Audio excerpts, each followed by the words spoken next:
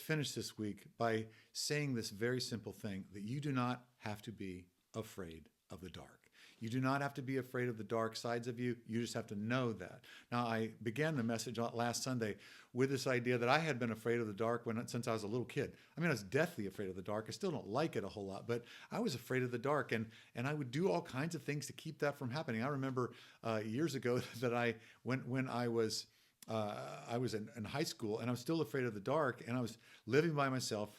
Long story, but when I was living by myself there, I had to kind of overcome this. I started out with every every light on, and then I would stand up on my bed with the Psalms and start reading the Psalms until I got good and tired, and I started to just turn off lights each night until the only light that was on was the light in my bedroom.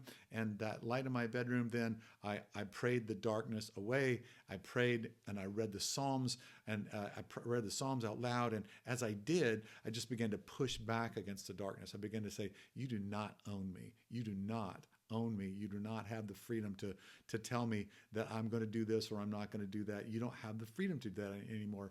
And so frequently, the darkness in our lives, that we need to be able to stand up to it and say, no, you will not have me.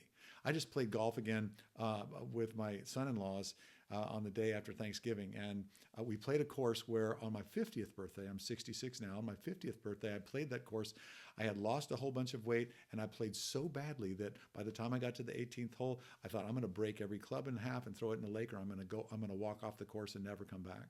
Well, as it turns out, 16 years later, I played that course, and I'm like, oh my gosh, I've also lost some weight, and I don't know what I'm going to do in this new and improved body, and didn't play particularly very well. But we came to the back nine. That was my nemesis. I donated probably 20, 25 balls on the back nine there, and when I did, I got to the back nine, and as we were driving our cars toward the tee there, I said inside of myself, you will not own me.